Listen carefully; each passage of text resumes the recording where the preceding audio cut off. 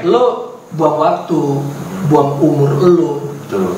buang aktivitas lo, karena musik itu nggak mudah gitu.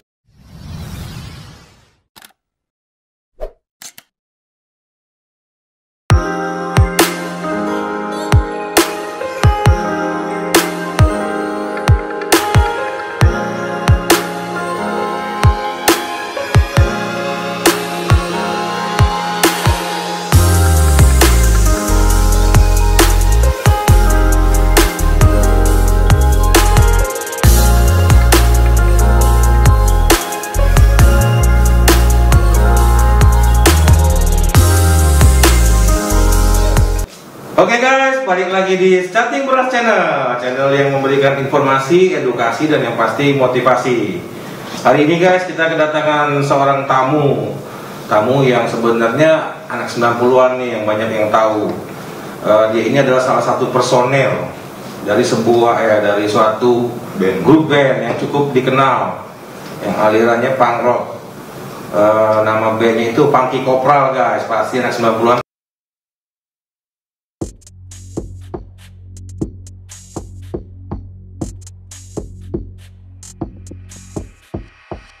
Oke, jadi itulah kita akan kenalan nih guys sama X, tapi ini Om ya?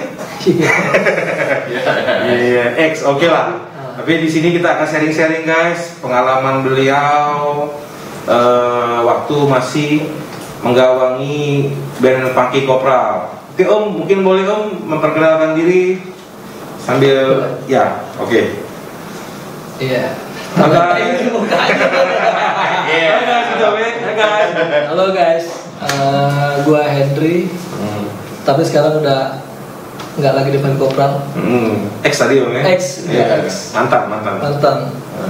Gitu. Tapi rasa cinta masih Om ya? Cinta sama bini guys. Itu yang paling bener guys. Oke lah. Jadi Om Henry.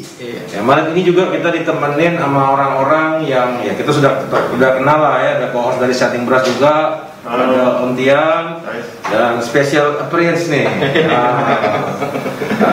Ditemenin juga ada salah satu orang yang penggiat musik, Om ya? Iya, oke, agak ceria malam ini. Om Andre Om ya? Siap. Aduh, sama namanya nih Om. Tapi sekali lagi bedanya dia nggak ada channel YouTube guys. Enggak, kalau nama sama tuh biasanya Mo kalau Oh gitu. Iya, waktu itu kan sempat ada tetangga tuh waktu baru-baru Palembang. Ternyata namanya sama. Jadi dia manggil Mo kan. Gue mikir-mikir kok ngapain manggil gue Mo ya? Rupanya nih pas kesini, oh karena Mo Samo. Samo. Oke Om. Jadi khususnya anak 90-an, 92.000 lah Om ya. 92.000. Iya, sekitar 92.000. Waktu itu memang musik Indonesia kalau menurut gua nih lagi emas-emasnya Om ya. Lagi semua genre waktu itu hidup. Bisa dibilang hidup Om ya. Oke Om, jadi kita mulai aja nih Om. Om boleh nggak Om ceritain awalnya Om bermusik dulu deh, sebelum kita masuk ke Funky Kopral. Kalau awal sih karena di Om ini tuh the point Om ini. Kenapa tuh the point? Enggak guys, gitu-gitu loh Om. Karena gua orang yang nggak jahat. Oke. Apa maksudnya terlalu pecicilan. Oh gitu ya yo. Terus lanjut Om. Gua nangis. Gak apa-apa Om, nanti kalau Om kebiasaan bikin YouTube juga Om. Gitu ya? Iya. Rocker. Karena rocker rata-rata kaku. Oh gitu. Iya kan. Kalau gua lembek nggak rocker. Keroncong Om. Iya, jadi gini guys, awal mula kenapa bisa terjun di musik karena di lingkungan keluarga itu rata-rata pemusik. Terutama kakak gua di yang pertama, kedua pokoknya yang cowok tuh senang musik. Kenal musik umur berapa nih Om? Dari SD sih. Oh SD. Alat musiknya apa yang pertama kali banget? Lebih ke nyanyi gue emang. Iya, karena mungkin yang itu yang lebih gampang dibanding alat musik ya gitu. Cuman saudara gue sih rata-rata player musik semua. Oke. Terus Terus karena dicekokin musik-musik dulu masih tren-trennya musik-musik Iwan Fals, Rhoma Irama kan. Legend kita loh. Legend Gak apa-apa ya gue sebutin. Gak apa-apa, itu kan proud lah kita. juga ya buat harus dong, harus. Itu legend Indonesia guys. Dengar terus, nah saat cuman yang benar-benar gua senang musik tuh waktu itu ada band dari Malaysia tuh. Shirt. Oke, Emi Shirt. Bela Isa itu legend banget, legend itu. Itu saya nggak tahu. Nah, itu saat itu gua masih SD. Gua aja belum tahu cita-citaan tahun itu, tapi kok ada rasa apa gitu. Jadi pas itu waktu gua SD itu, pas gua ini lagu benar-benar nempel di otak gitu dan keren gitu menurut gua, dan memang ternyata booming kan albumnya kan, sukses dia di pasaran Indonesia. Suaranya untuk rock yang Asia tuh gitu loh. Dan saat itu musik untuk Indonesia gua belum terlalu maksudnya band-bandnya belum terlalu, paling saat itu yang benar-benar gua rasain banget slang tuh. Benar-benar ya. Itu juga legend. Betul. Ya, jadi memang tahun itu waktu kita mungkin seumuran lah gitu, betul. Memang enggak tuan situ kayaknya. Jelas kok kelihatan tuh. Nah ini body shaming guys. Tahun-tahun itu memang influence dari musik-musik kayak Gigi, Slang, Dewa itu memang benar-benar kuat zaman itu. Kuat ya. Jadi terus ya akhirnya gue seneng gitu loh. Isabella itu keren banget menurut gue. Dan gue sempet waktu itu bilang sama nyokap, gue bilang gue minta beliin kaset Shirt band karena bener-bener nempel gitu loh. Tapi yang sayangnya nggak sempet dibeliin. Tapi tetangga gue punya kasetnya, gue pinjam, gue dengerin terus sampai nempel lah. Akhirnya gue seneng, makin kesini senang. Tapi waktu puncaknya gue di SMA.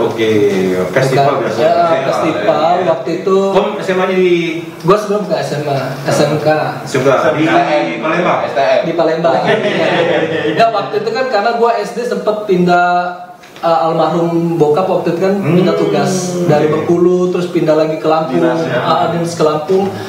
Nah terus waktu booming itu waktu gua di Lampung, album Emi Shirt. Terus gua almarhum bokap pindah ke Palembang. Tugas. Nah, akhirnya gua ke Palembang. Orang Palembang ya? Siapa? Orang Palembang. Orang Spanyol. Oh iya. Masih kita Spanyol ya. Iya Palembang.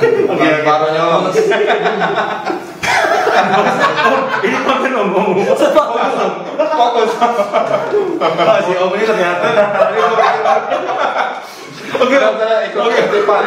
Kita berempat kebodoh. Jadi tapi nggak ada tampang pelawak nih. Justru muka serius tuh. Kalau muka gua lucu, ya udah kelihatan lucu. Kan gitu serius kan. Ini jutek nih, cuma lucu muka gitu. Tapi kita buat konten lawak aja dulu. Tapi ini bahas dulu deh. Enggak, ya jadi pas almarhum bokap pindah tugas ke Palembang. Terus pas di era waktu sekolah ya SMK lah, SMA lah, setara lah ya. Nah itu lagi boomingnya festival waktu itu di Palembang ya, lagi wah keren banget nih festival ini, gondrong rambut pada panjang-panjang, motif gue semangat nih, wah keren nih. Ntar lo gue bilang tunggu gue tamat sekolah gue akan gondrongin nih, kan gue gondrongin, gue coba ambisius banget ya. Bisa. Nah era itu udah musik glam rock. Bule udah merajalela saat itu kan berbarengan itu poster-poster saking banget ya Metallica, Bon Jovi. Nah itu jadi motivasi gue tuh, oh ini ganteng-ganteng kok keren nih gitu, gondrong bule kan, tatoan, badannya keren. Tapi khasnya dulu rock tuh seperti itu, Iya. Emang saat itu emang khasnya itu, makanya pas gue celana ketat. Iya pas gue pandai. Tapi zaman itu keren loh. Iya, keren. Celana kulit, pas gitu. Kebenaran waktu dulu kan pernah ikut festival ya, festival musik slang itu. Gua dulu pernah jadi juri waktu itu. Juri ini? Juri. Betul lah. Iya. gua salah satu pendiri Slanker Fans Festival Palembang. Oke. Jadi ketika itu kita ngadain festival musik slang, kemudian band dia ikut waktu itu. Slankers ya? Slankers Palembang. Iya. Nanti om diriin lagi Chatting Braskers Palembang. Benar-benar. Ini cerita Chatting Bras om. Cerita Mengri nanti. Jadi akhirnya ada ini ya, ada motivasi aku, gue pengen nih gitu loh. Dan saat itu memang gue sebenarnya nggak nyanyi itu nggak gue dalamin banget, hanya sebatas seneng aja waktu itu. Karena kakak gue player band semua, main alat musik semua kan saat itu kan. Terus nggak ada yang ngedidik gue untuk jadi penyanyi sebenarnya waktu itu. Ya udah, karena gue kan otodidak nih, karena seneng aja dengerin, gue pelajarin nih teknik yang band yang gue suka gitu. Kayak mana sih, susah banget nyanyi gini ya, gue pelajarin ya sendiri aja. Kamu pelajari itu maksudnya karena om lebih cenderung ke vokal om ya, karena om vokalis ya, kan? mungkin karena bukan karena kodrat jadi vokalis, cuma karena ya semua orang tuh sebenarnya bisa nyanyi kan. Cuma karena gue ya udahlah, gue coba aja belajar sendiri gitu. Akhirnya karena dilihat kakak gue punya potensi nih kan, didengar oh kayaknya adek gue bisa nyanyi nih. Nah di 99 gue pertama kali ikut festival. Ikut festival dan gue juara 2 kalau nggak salah, apa juara 3, juara 2 deh kalau nggak salah. Band atau band? Oh, apa nama band om dulu? Station kalau bilang ya, itu 98 dan itu pertama kali gue ikut festival dan gue juara 2 dan the best vokal kalau nggak salah. Di Unstri waktu itu. Pas lagu om waktu itu? Waktu itu lagi untuk Halloween enggak, gue waktu itu Bumerang tuh. Bumerang, oke. Karena band nasionalnya waktu itu kan lagi booming juga. Jamrut, Bumerang. Lagu wajib sama lagu pilihan, iya. Dan gue nyaman di saat itu ya, coba Bumerang aja deh. Sama God Bless kalau nggak salah. God Bless ya. Oke. Terus tadi udah cerita om sedikit banyak awal mula om mengenal musik, om ya. Nah sekarang mungkin road to Funky Kopral. Oh itu panjang tuh prosesnya. Dipendekin aja om. Oh pendekin aja. Iya. Diringkas. Ya, kalau panjang kita bikin film om. Gue kan jadi vokalis ya om. Sikat om resume aja deh. Om press lagi. Gue press lagi dulu. Mungkin kenal dari siapa awal. Jadi ya paling nggak gue harus ceritakan perjalanan karir gue lah. Iya. Jangan sedih om ya. Enggak sedih, fun.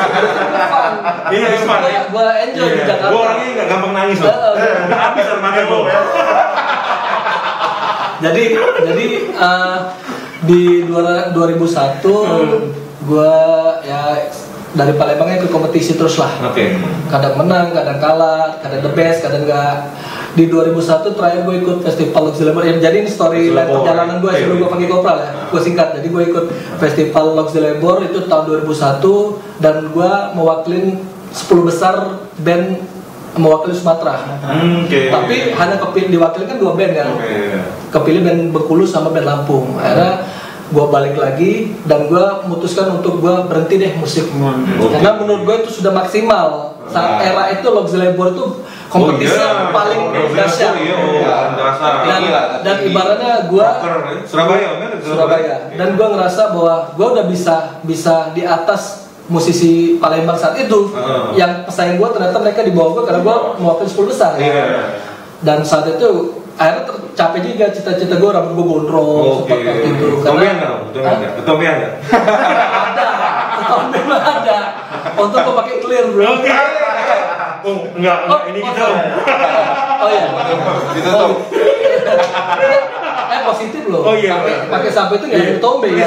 Clear. Akhirnya gue mutusin, kayaknya gue udah stuck, gue potong rambut saat itu. Nah, di sekitar 2 bulan gue sambil kuliah itu, gue terus dapat kabar dari teman kakak gue itu ada ini nih, ada audisi band Grass Rock 2001. Band legend tuh. Band legend kan, band era 80-an, angkatan God Bless, Elpam dan sebagainya. Wah, boleh juga nih, iseng gua saat itu kan internet kan belum happening kan. Masih 2001 chatting masih udah, dan gua belum punya email dan gaptek juga saat itu. Akhirnya gua bilang sama temen gua, boleh ya kirimin gue data gue numpang email lu, gue bilang gitu. Oh boleh, kan dikirim, gue iseng aja tuh. sembari kuliah waktu itu lagi ada semester pendek tuh. Gue mikir mudah-mudahan gue diundang nih untuk ikut audisi kan. 2 bulan kemudian temen gue buka email, dipanggilin, itu ada laporan tuh, Grassrock mau ngubungin ngundang lu untuk ke Jakarta audisi. Wah, gue seneng banget kan.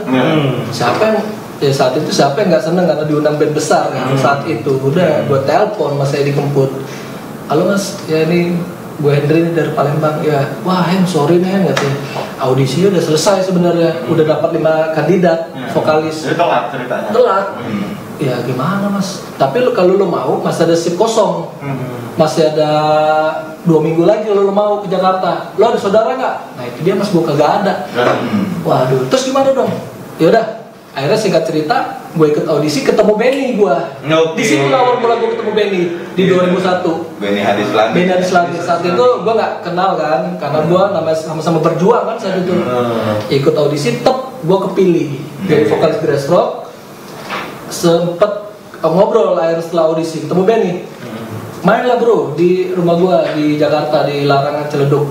Lu orang Palembang? Iya, gua orang Palembang. Oh, ya udah akhirnya sampai sekarang berteman. Nah, sempat gua nggak ketemu dia setahun, pas waktu di GOR, waktu ada lesan nasi goreng tuh, ketemu dia malam-malam. Woi Ben, lu main dong ke rumah gua. Ya udah, akhirnya dari awal ketemu itu sampai sekarang gua jadi temenan. Berjalannya waktu, gua dikabarin Benny, ada band tuh dari Jakarta juga, mau cari vokalis. Band apa lagi tuh? Band Bandrol. Waktu itu proyekannya Pai Slang. Ya. Karena waktu itu label lagi cari artis. Talent ya. Ada 6 band untuk dijadiin artis di Warner waktu itu. Ya udah, gua ikut audisi sama band Bandrol, terima gua jadi vokalis. Ya udah, rekaman, bikin album. Ya, tapi sebelum gue di Bandrol, gue sempat manggung di Palembang tuh, 2002. Sempat Grassrock di GOR waktu itu. Nah, naik lagi review lagi ke atas, ya Bandrol, gue sempat rilis 1 album 2006. 2006 pertengahan gue resign, keluar, nggak ketemu inilah, komunikasi ini kurang. Terus akhirnya gue ketemu band, ada band Ildikul dari Kalimantan tuh. Sempat gue mau diproduce sama Ajay Exis tuh dari Malaysia, dan sempat gue diundang acara launching album mereka di Plan Hollywood waktu itu ke KL gue. Sempat seminggu gue di sana sama Asrop. Oh enggak sempat ketemu, tapi gue ketemu si ini gue Asrop, almarhum suaminya BCL waktu itu jadi host gue, jadi MC gue waktu itu ya, Asrop ya. Nah ketemu di situ, cuman gue ketemu ininya gitaris yang bikin album Amy Surf, waktu nggak sempat ketemu gue sama Amy. Sorry gitu aja. Sebenarnya kan Om dari tadi cerita tuh pindah-pindah band Om ya. Sebenarnya kalau dari warna vokal Om itu, Om tuh bisa nyanyi masuk ke lagu apa aja kira-kira Om ya? Kalau dangdut, loncong itu masuk nggak Om? Atau memang Om spesifik ini rock? Makanya gue bilang tadi, Palu Gada tadi. Oh, Palu Gada. Gue ijak-ijakan saja. Yang biasa aja ya. Ini translate ya guys. Terus jadi, ya artinya gue usahain gitu loh, gue usahain ya. Artinya gue gak memaksakan, tapi gue meyakinkan diri gue mampu, gue jalanin gitu loh. Dan gue pernah ketemu Andre waktu itu kan, dia sempat jadi Alpha Record. Iya. 2000 berapa ya deh? 2008. 2007. Enggak, 2000. Bawain lagi kalau nggak 2005 waktu itu ketemu Andre, dan kebetulan produser. Lagi gagah-gagahnya itu memang. Oh, dia kan jadi produser, dia promosi dia bagi promosi. Oke. Nah, gue ketemu si Andre nih. Akhirnya dikenalin sama Andre, itu produser gue mau cari vokalis band metal gitu loh. Apa bandnya? Loud ya. Nah di itu album Art of Metal itu internasional. Internasional ya. Sama band-band luar negeri. Terus gue disuruh, lo mau nggak? Wah tapi metal lah, gue pikir. Cuma saat itu kan gue mikir gini, kondisi apapun musiknya gue hantem, karena gue merantau. Karena gue merantau. Kalau gue mental gue cemen di Jakarta, gue diinjak orang. Jadi gue merasa ini aja. Gue punya power gitu. Akhirnya kagak butuh power. Karena waktu itu kan gue merasa gue Grassrock, level gue udah tinggi. Gue ketemu siapapun gue hantem badainya gitu loh. Akhirnya ketemu band metal gue coba dan respect gitu loh, seneng si adeknya. Dan nah ini agak galau gue waktu itu, dia nawarin album waktu itu kompilasi kan. Kira-kira kalau main di galau kayak gimana? Galau metal. Sebenarnya galau metal sebenarnya ini sih prinsip galau sih, gampangin aja kalau ngasih gitu. Iya. Tapi apa di belakang aja. Coba main dikasih vokal metal lu gimana? Iya, Vokal coba. kasih streaming atau apa lah, atau lagu-lagu Skid Row atau apa? Kasih lah dikit lah. Nggak usah lah, cukup kalian nonton di YouTube ya.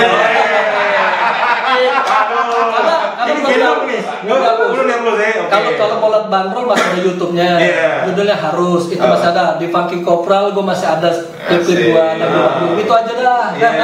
Debit aja pak. Nanti copyright tuh. Udah, masuknya Om, terus gimana Om? Oke, terus berlanjut. Akhirnya gua bingung kan pilihan, si Ade nawarin gue di metal, terus Pai nawarin gue di bandrol. Cuman gue mikir mas prospeknya kan, gue pikir udahlah rock and roll aja, masalah nanti rezekinya gimana udah gue jalanin. Nah, akhirnya gue milih bandrol. Pertengahan tahun 2006 gue resign karena nggak kecocokan lah. Akhirnya gue ditawarin lagi sama krunya BIP waktu itu si Yus, kan ada band dari Kalimantan nama bandnya LD Cool. Oke, gue coba, tapi harus ini kan, harus yang ganteng karena saat itu kan bersaing kan sama Ungu, sama Peter Pan. Gue bilang ya komo gue kayak gini, tapi memang waktu itu masih model. Sekarang sudah tekwas. Dulu belum banyak pemutih pemutih. Bisa ngisi mungkin pemutih ada Korea dikit dong. Kalau diputihin maksudnya. Sudah kan, akhirnya gue pertimbangin tetap oke, gue ikutin, ternyata respon lah manajemennya karena gue yakin aja bahwa gue pasti kepilih ya. Akhirnya alhamdulillah kepilih. Iya benar. Akhirnya diproduksi sama si Aja Exis. Jadi waktu itu rencana album itu mau 2 produksi, Asia sama Indonesia. Nah, kalau untuk Indonesia itu manajemen gua.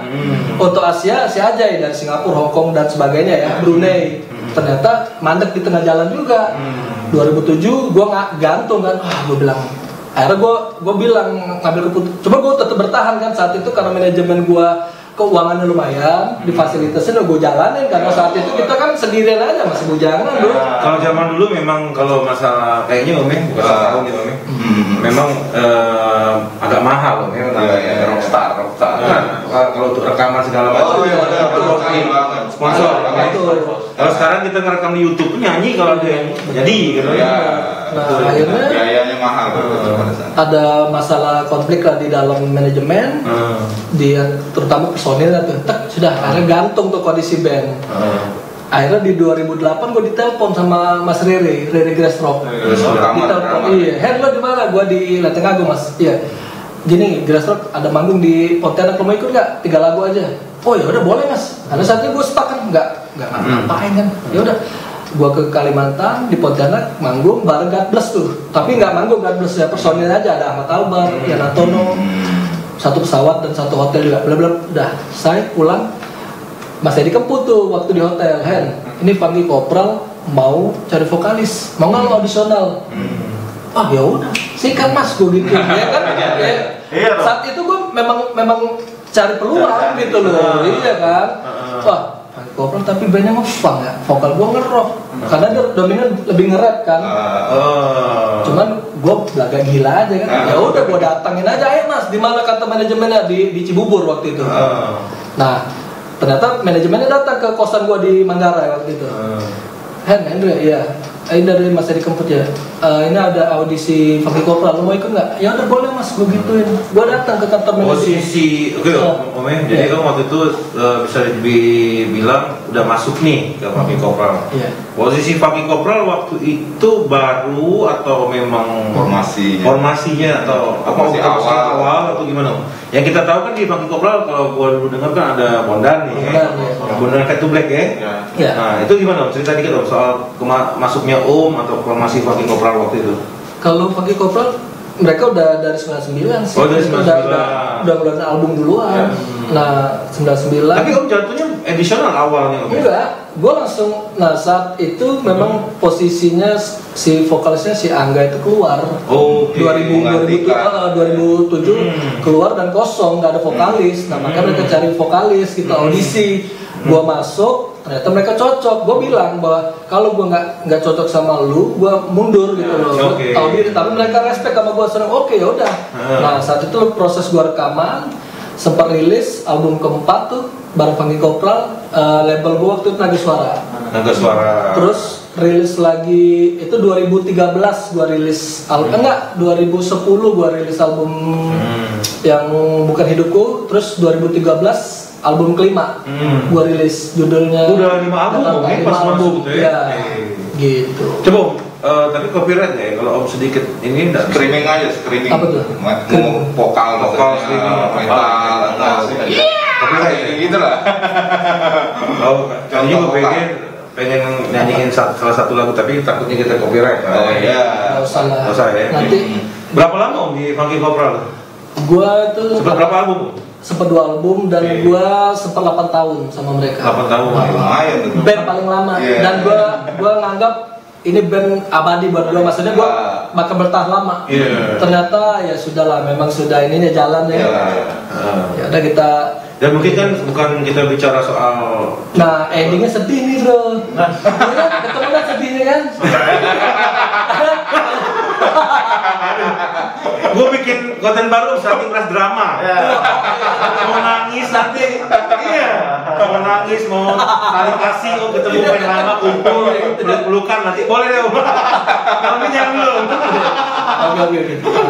Jadi oke lah. Jadi itulah tadi cerita Om soal gabungnya Om dengan Funky Kopral, ya kan. Tapi yang jelas di Funky Kopral Om juga udah banyak kenangan lah ya, terlepas apapun. Om sudah ada karya kan. Nah oke, jadi mungkin kita juga nggak terlalu panjang gitu Om ya. Di suatu saat mungkin kita bikin part baru lah, mungkin yang bagian lawak lah ya Om ya. Stand up. Sekarang Om, apa yang Om rasain nih Om, perkembangan musik zaman emas? Kalau gue bilang, gue bukan orang musik Om, tapi yang namanya kaset, gue tuh kumpulin koleksi. Apa yang Om rasain ini jujur nih Om sebagai salah satu musisi yang pernah nyeburin diri lah di situ kan. Apa beda musik 90-2000 itu sama sekarang itu? Apa kesan-kesannya mungkin menurut Om? Bagus mana, berkesan mana Om soal musiknya di Indonesia? Sebenarnya ini kan Om terjun ya, udah ngerasain tuh kan segala kompetisi tadi kan. Ya kalau yang gua rasain buat pertama terjun di dunia recording itu pertama rekaman ya. Gua ngerasa dibanding sekarang nih Om agak susah dan benar-benar punya kualitas. Artinya nggak sempat. Sorry ini bukan kita bilang bahwa yang sekarang ini gimana enggak. Iya, enggak maksud. Tapi kalau gua di telinga gua nih Om sebagai orang awam nih Om, musiknya tuh beda bener Om. Musiknya pun juga. Iya makanya maksud gue yang gue rasain ya mungkin karena gue awam baru mengenal namanya recording saat itu, dan itu waktu itu analog bukan digital yang main edit. Kita nggak kita jelek. Makanya itulah pengalaman guru buat gue, guru buat gue.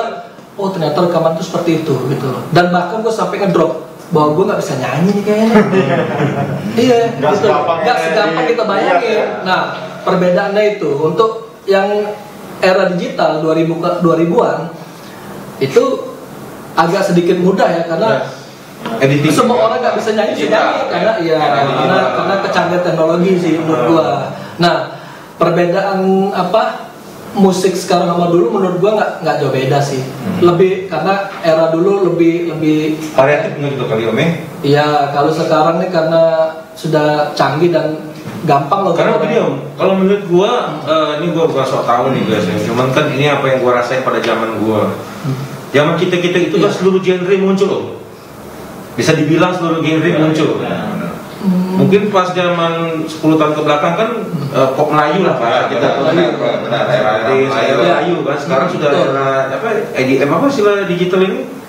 Memang zaman kita kan semua ada ska keluar, itu keluar, reggae keluar kan. Nah itu maksud gua tuh gimana Om ngebayangin yang sekarang lebih banyak ngandalin vokal yang mungkin ada edit kecuali yang benar bagus Om suaranya Om. Nah itu gimana Om? Kalau jujur aja Om. Iya enggak maksud gua kalau sekarang ini mungkin karena sudah banyak dari ada apa digital kayak gini kan, konten-konten YouTube dan sebagainya, jadi ngandelin rezeki dari itu aja sih, dari yang orang yang support aja. Kalau untuk kualitas menurut gua ya faktor nggak juga sih kualitasnya. Tergantung pendengar juga. Iya, tergantung pendengar. Karena sudah banyak referensi kali ya. Betul. Zaman sekarang ini kan zaman digital kan sudah. Karena gini, gua tuh sebenarnya nggak bisa ngomong bahwa musik era sekarang itu jelek, bukan. Iya. Artinya pengalaman. Iya, artinya kalau mereka sukses di era sekarang berarti karya mereka bagus. Gitu. Jadi gua nggak bisa ngejatuhin. Justru maksudnya persaingan sekarang lebih ketat nih sebenarnya. Gimana Om bilang? Bukan ketat sih sebenarnya, sama kan aja. gini, kayak musik itu kan Om melalui kompetisi, dilihat orang dulu, mungkin masuk radio dulu. Itu kalau sekarang prosesnya gampang. Cuma maksud gua kalau yang kualitasnya bagus, menurut gua yang mereka sukses di YouTubers atau di mana-mana itu, menurut gua ya itu memang bagus mungkin. Kalau untuk prosesnya mungkin sama aja sih. Mereka juga berdarah-darah juga mungkin. Ada pesan-pesan nggak Om buat anak-anak muda sekarang yang terjun di dunia musik gitu. Berdasar pengalaman Om lah. Iya. Sedikit tangis tawa gitu, sharing lah. Ya kalau gua sih gini. Tapi jangan nangis di sini Om. Enggak. Nah ini artinya gini. Kalau memang lu mau tetap konsisten di musik ya, lalu fokus aja gitu loh. Sampai lu sudah ketemu titik bahwa lu sudah punya sesuatu yang lu banggain, udah. Tapi iya, kalau lu yakin, lu tekunin sampai jadi, jangan mundur. Nah itu aja intinya. Kalau lu nggak yakin, udah, lu tinggalin musik, lu kerja aja udah, cari duit. Dengan segala konsekuensi. Iya betul. Kita tidak pernah tahu ending. Iya, makanya kan dicoba dulu kan. Betul. Lu coba. Nah kalau gue merasa gue pernah nanya sama senior karya bermusik. Siapa ya, almarhum bapaknya teman lah, mertuanya teman. Musik itu, iya. Lo bermusik itu paling enggak 10 tahun atau lebih, minimal 10 tahun. Kalau lo masih sumur jagung 1 tahun 5 tahun itu belum. Makanya gue motivasi mental gue kan, gue terjun dah kepalangan ya, 10 tahun mulai kelihatan. Nah tapi tergantung kita komunikasi ke sekitar kita. Jadi kalau gue universal orangnya, mau gembel gue temenin, mau tukang apa gue temenin, kan gue gak membumi, betul. Gue tidur di studio ayo, gitu bro. Jadi guys, cukup sebenarnya kalau mau dibuat cerita lebih panjang, cocoknya dibikinin buku. Biografi seorang Henry, duka, tangis, air mata. Tapi gue sempat kepikiran ini loh, mau gue bikinin film malah. Mau bikin film apa? Malah kepikiran, iya kisah kasih. Nggak benar. Gue sempat kepikiran bahwa gue pengen bikin jadi alur cerita film gitu. Ya. Nanti diputar di bioskop Gembira. Mawar. Itu di mana sih? Ya gitu lah guys. Yang jelas pesan dari Om Henry sangat kuat. Artinya kita tuh kalau mau menguasai sesuatu ya ada pengorbanan. Betul. Perjuangan, seriusan, benar. Dan fokus. Karena gue lihat nih anak muda zaman sekarang suka nggak fokus Om. Ya, iya. Habis jalanin ini kesini. Ini akibat ganti-ganti pacar Om. Kalau kan, baru kan gitu. Nah, bisa sebenarnya bikin mereka fokus kan sekarang kamera pakai ada autofocus ya. Bisa. Oke lah, Om Henry nih hari ini full kita dengar cerita, tapi Om Henry nggak masuk nih Om. Curhat sebenarnya. Curhat ya. Ini curhat tapi oke lah. Ini suatu yang sangat spesial. Gue juga termasuk salah satu penggemar Funky Cobra juga. Tapi saya ya. Mas ya. Iya. Coba dong nyanyi satu lagi kan. Tapi pas bukan waktu ya. Ini copyright lagi. Jangan ntar Robby komplain lagi. Ini just general talk. Nah, jadi kita bahas itunya aja. Mungkin Om kalau ada waktu juga Om boleh kalau masih di Palembang mau support Canting Beras ini Om. Siap. Menjadi bos Om ajak lagi apa Om Iwan Fals Om ajak ke sini.